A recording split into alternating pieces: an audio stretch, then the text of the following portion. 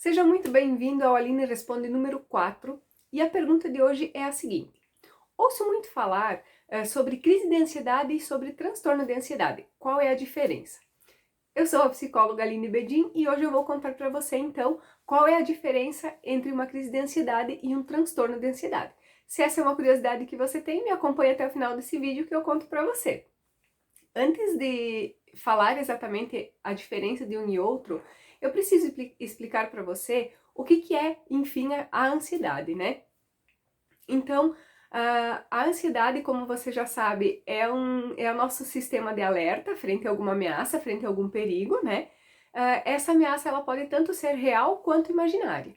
Então, o que acontece no nosso cérebro no momento em que nós percebemos, né, em que ele percebe que existe uma ameaça no ambiente?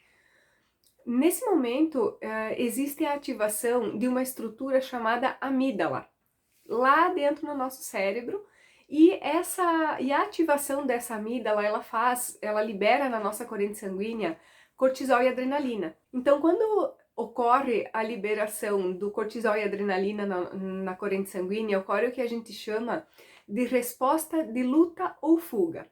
Então, é aquela hora em que você se prepara, então, para enfrentar o problema, para enfrentar o perigo, ou então para fugir dele. Uma curiosidade né, dessa função de luta e fuga, ela não é apenas humana, né, mas os animais também têm essa reação de luta e fuga. E nos ratos, né, nos estudos que fizeram nos ratos, eles constataram que eles colocaram um gato dentro de uma gaiola, e aí eles colocaram o rato na frente dessa gaiola. Então eles perceberam através dessas pesquisas que se o rato ele estiver a 1 metro de distância do gato, a primeira reação dele é fugir. Porém, se eles colocarem o rato a 20 centímetros de distância do gato, ele entende que ele não consegue fugir num primeiro momento, então ele ataca, né? Ele ataca o gato no rosto, e aí para confundir, justamente com o intuito de confundir o gato, para conseguir fugir. Então é interessante porque toda essa liberação de adrenalina e de cortisol, ela faz com que a gente avalie, né, qual que é a melhor resposta para a situação. Então tem o ataque, né, ou tem a fuga, a luta ou a fuga. Achei um exemplo interessante esse do rato, né, justamente para mostrar essa decisão que ocorre na nossa cabeça em milissegundos, né? A gente nem tem noção. É algo meio que inconsciente, né? Uma decisão que a gente acaba tomando meio que inconscientemente. Então, às vezes a gente congela diante de um estímulo, diante de um perigo, e às vezes a gente acaba enfrentando, né? Acaba fugindo dessa situação. Então, com essa liberação do cortisol e da adrenalina na corrente sanguínea, acaba ocasionando várias reações fisiológicas no organismo, né? Então, é aquela sensação de boca seca, sudorese, os músculos tensionados, elevação dos batimentos cardíacos, até a elevação da própria pressão arterial também, dor de estômago, o intestino já começa a não funcionar direito, enfim, são todos sintomas dessa resposta de luta ou fuga, que na verdade é uma crise de ansiedade. O que é interessante perceber é que essa resposta mais intensa, normalmente ela dura em torno de 30 minutos, né? Depois essa resposta ela tem uma diminuição. Então, basicamente, essa explosão de sintomas, né? Essa intensidade de sintomas que acontecem é uma crise de ansiedade. Então, quando essa crise de ansiedade ela está associada a algum evento específico, então, por exemplo, você é convidado para fazer uma palestra e aí você você fica com a boca seca, você começa a tremer, você se sente mal, enfim, tem tonturas. E aí você vai, mesmo assim você vai, faz a palestra, acabou a palestra, beleza, você já volta ao normal, entende que passou e pronto.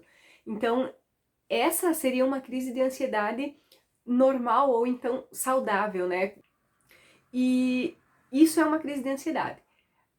Quando essa crise de ansiedade ela se prolonga, ela acontece repetidas vezes, acaba atrapalhando o seu dia a dia, te impedindo de fazer alguma tarefa que você precise fazer, né, que acaba te atrapalhando, aí ela passa a ser considerada um transtorno. Então, a crise de ansiedade não necessariamente é uma ansiedade patológica. A crise de ansiedade ela pode estar associada a um evento normal, a um evento saudável, digamos assim, né?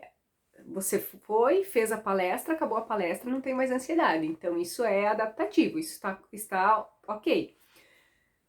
Porém, quando ela se torna patológica, quando a gente começa a falar de transtorno de ansiedade, o transtorno de ansiedade ele também vai apresentar essas crises de ansiedade, que são esses sintomas mais intensos em um determinado momento e também podem ser reação a algum tipo de estímulo, né?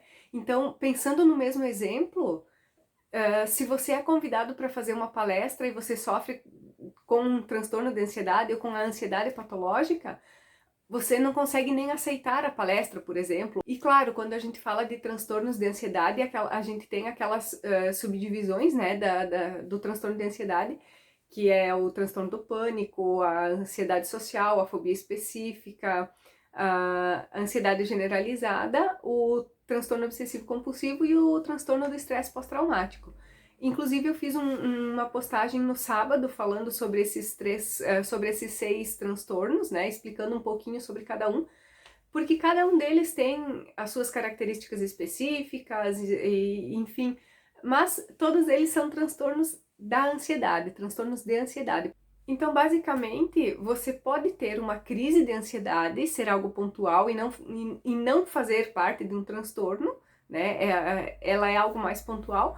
E você pode ter também a crise de ansiedade dentro de um transtorno, que aí acaba sendo a intensificação dos sintomas que você tem dentro do transtorno da ansiedade. E se esse conteúdo fez sentido para você, se ele te ajudou de alguma maneira, curta esse vídeo, compartilhe esse vídeo. E claro, se você tiver alguma dúvida sobre qualquer assunto, você sabe que pode mandar, pode deixar a sua dúvida aqui nos comentários desse vídeo, pode me mandar a sua dúvida no direct, que eu respondo sempre todas as terças-feiras.